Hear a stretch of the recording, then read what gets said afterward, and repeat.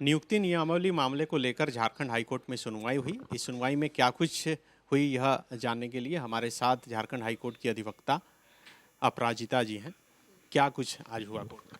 जी, इस मामले में पहले जब सुनवाई हुई थी तो उसमें माननीय उच्च न्यायालय ने कहा था कि जो शपथ पत्र सरकार दायर करेगी उसे वेल इन एडवांस एक कॉपी हमें देना था।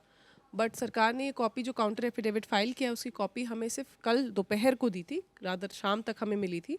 तो इस वजह से एक रिजॉइंडर होता है जो फाइल किया जाता है अगर सरकार की तरफ से कोई काउंटर एफिडेविट आई है, तो उसी का मौका देते हुए सरकार कोर्ट ने हमसे पूछा कि आप कब तक फाइल कर देंगे। तो हमने 2 दिन का समय मांगा, जिसको अलाउ करते हुए कोर्ट ने इस मामले की सुनवाई अगली तारीख 16 के लिए रख दी है कि अगली तारीख में अब 16 को पूरा बहस सुनेंगे। 16 को फाइनल माना है?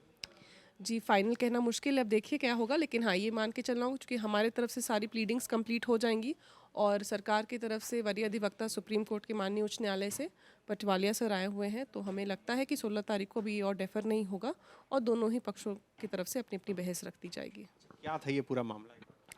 जी, मामला था झारखंड स्टाफ सिलेक्शन कमीशन द्वारा जो उनके नए एग्जामिनेशन रूल्स आए हुए थे उनमें से कुछ 2 प्रोविजंस उन्होंने डाल दिए थे, जिसमें उन्होंने कहा था कि जो एलिजिबल कैंडिडेट्स हैं वो 10th और 12th की जो पढ़ाई है वो अनिवार्य होगा कि वो झारखंड के किसी रिकग्नाइज इंस्टीट्यूशन से पास हो। और दूसरा जो प्रोविज़न हमने बोला है कि जो आपको संविधान का उल्लंघन है, ये कहते हुए कि जो हिंदी और इंग्लिश भाषाएं हैं वो पेपर 2 से उन्होंने हटा दिया है, जो कि एक मैंडेटरी पेपर है जिसका मार्क्स जो होता है वो आपको मेरिट लिस्ट में लिया जाता है, इंक्लूड किया जाता है। तो इन्हीं दोनों को हमने चैलेंज किया था अपने रिट पिटिशन में। तो सुनवाई करते हुए कोर्ट ने इस पर बहुत ही सीरियस व्यू लिया था और कहा था कि नहीं, इसको सरकार जस्टिफाई करे कि कर सकते हैं कि नहीं कर सकते हैं। पिछली सुनवाई में आज का डेट मुकर्रर हुआ था, तो आज क्या हुआ जो फिर एक सप्ताह का? जैसा कि मैंने बताया कि शपथ पत्र दायर करना था, उन्हें पहले ही करना था, उन्होंने सरकार ने काफ़ी लेट से किया है।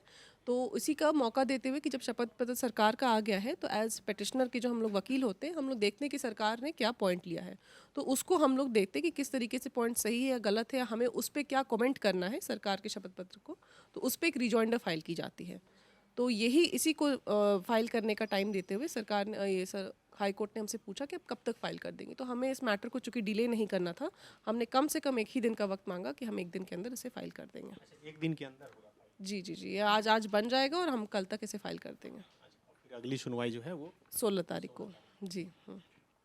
जो लोग भी इंतजार कर रहे हैं, कई स्टूडेंट तो पूछ रहे हैं कि फॉर्म जो निकला है वो भरे या नहीं भरे, तो उनको क्या कहा? देखिए, मेरा मानना है अगर वो भर सकते हैं, एलिजिबल है तो ज़रूर भर दे, बिकॉज यहाँ हमारे कई लोग हैं जो भर ही नहीं पा रहे हैं क्योंकि 10th और 12th यहाँ से नहीं किए हैं। तो अगर वो है सक्षम, भर सकते, भर दे। हमें पूरा विश्वास है, पूरा हमें फेथ है यहाँ पे जुडिशरी पे कि जो भी होगा हमें लगता है कि हमें इस मामले में एक अच्छा ऑर्डर मिल सकता है। बिल्कुल, आज नियुक्ति नियमावली मामले को लेकर सुनवाई हुई थी और जैसा कि अपराजिता जी ने बताया कि अब अगली सुनवाई 1 सप्ताह बाद होगी। अब जो एफिडेविट दायर किया गया था उसे अध्ययन करके और 1 सप्ताह के बाद जो कोर्ट में सुनवाई होगी उसमें इस मामले में कोई फैसला आ सकता है। अपने सहयोगी ऋषभ के साथ Sunny Sharad, the followup, Ranchi. thefollowup.in. Like, share and subscribe. www.thefollowup.in